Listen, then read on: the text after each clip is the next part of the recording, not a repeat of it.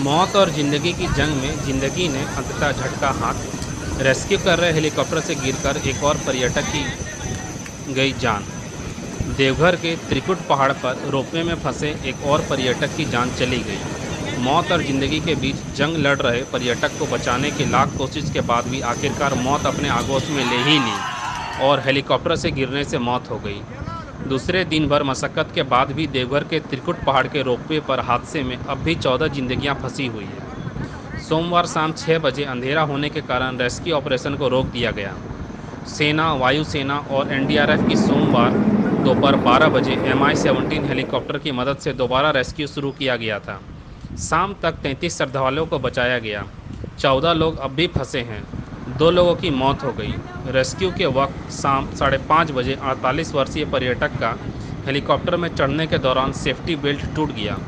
इससे वह करीब 1,500 फीट गहरी खाई में गिरने से दर्दनाक अंत हो गया। उसे अस्पताल में भर्ती किया गया है। वह केबिन नंबर 19 में सवार था। वहीं दुमका के आसनसोल निवासी सुशीला देवी 20 घंटे बाद पूरी परिवार को सुरक्षित बचाया जा सका।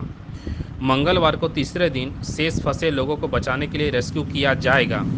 पर्यटन मंत्री हफीजुल अंसारी कल करेंगे मुआवजे की घोषणा।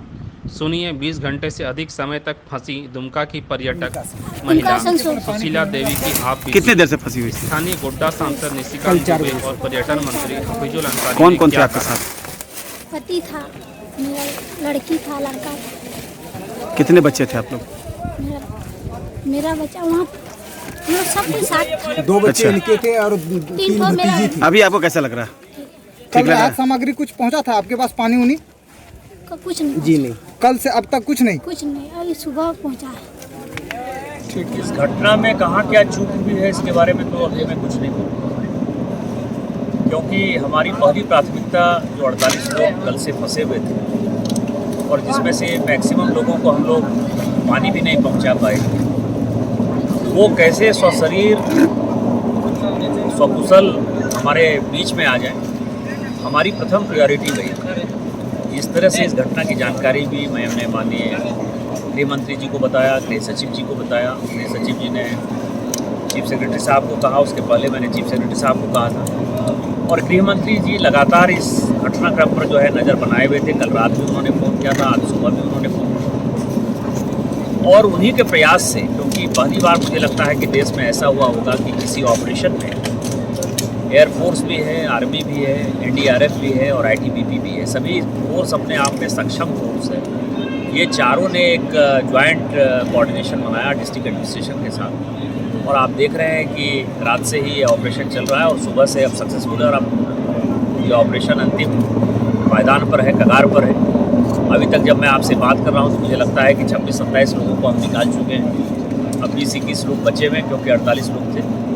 तो हमारी पहली प्राथमिकता वही है और मैं लगातार यहाँ कैंप किए हुए हूँ। 8 बजे से मैं कहीं गया भी नहीं और मुझे लगता है कि यहाँ बैठने का एक प्रभाव ये है कि चूँकि व्यक्तिगत तौर पर मैं सबको जानता हूँ। माननीय गृह मंत्री जी चूँकि कोऑर्डिनेट कर रहे हैं, तो चाहे गृह सचिव साहब हों, चाहे एनडीआरएफ के हेड हो, चाहे आर्मी के हेड हो, सबों से लगातार बातचीत हो रही है। मुझे लगता है कि हम सबों का जान बचाने में कामयाब हों।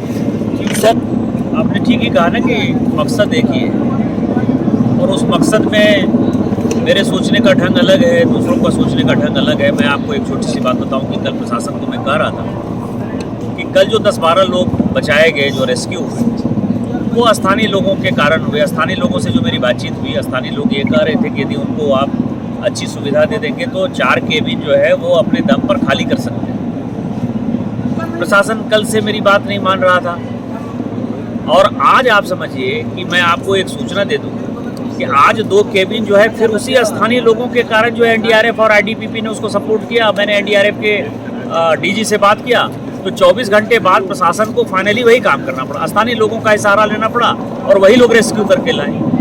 तो यदि ये घटनाक्रम है, मैं प्रशासनिक अधिकारी आते हैं और जाते हैं, उनको यहाँ के भौगोलिक स्थिति के बारे में, इन यहाँ के व्यक्तियों के बारे में उनको जानकारी नहीं होती। और मैं ये नहीं कहता कि उनका कोई दोष है, क्योंकि उनकी पोस्टिंग साल भर, 2 साल 3 साल के लिए होती है।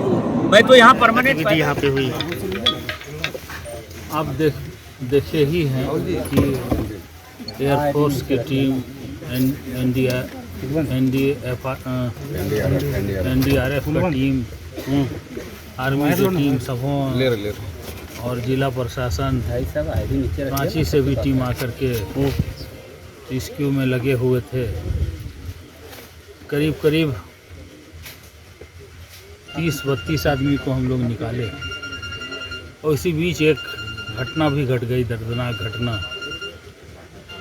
जिससे कि और समय शाम भी हो चला था। इस अभियान को भी रोक दिया गया है और कल फिर जो 10-12 लोग हैं रेस्क्यू किया जाएगा। जो कितने के लिए क्या व्यवस्थाएं की जाएगी मंत्री जी, क्योंकि 26-27 घंटे हो चुके हैं? देखिए, दिन में व्यवस्था सबको खाने पीने का किया गया है, पानी का भी किया गया है। अभी भी कुछ व्यवस्था हम लोग करेंगे जो संभव हो सके, और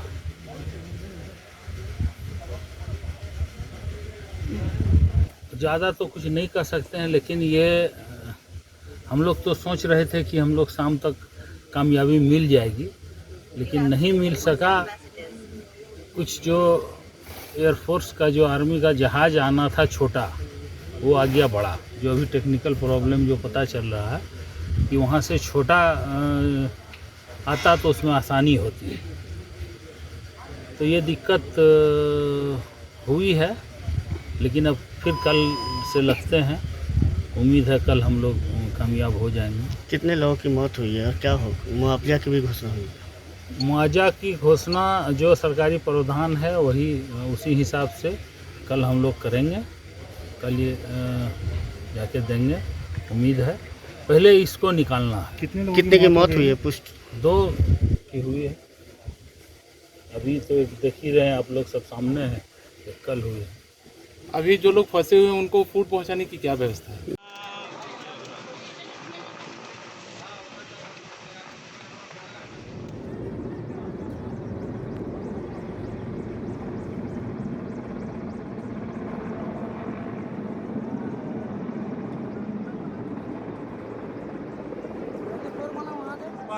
इसको साथ देता हूं मैं, टॉर्च ले जाओ तो टॉर्च लेते ओए आराम से रुक जाइए, रुकिए, पकड़िए ना भाई, पकड़िए ना उसको।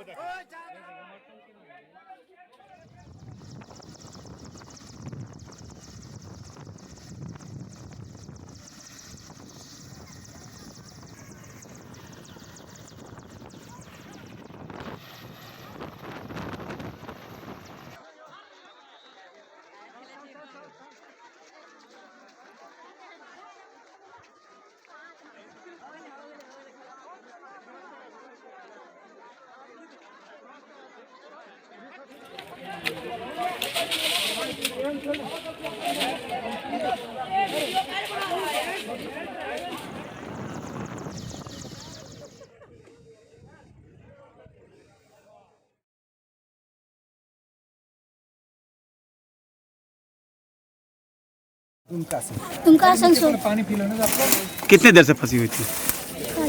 कल 4 बजे से। कल 4 कौन कौन थे आपके साथ?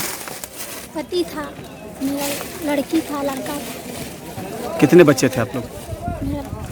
मेरा बच्चा वहाँ, हम लोग सबके साथ था। 2 बच्चे अच्छा। इनके थे और 3 भतीजी थी। अभी आपको कैसा लग रहा है? कल राहत सामग्री कुछ पहुंचा था आपके पास, पानी उनी? कुछ नहीं, जी नहीं। कल से अब तक कुछ नहीं? कुछ नहीं, अभी सुबह पहुँचा है। ठीक, चलिए।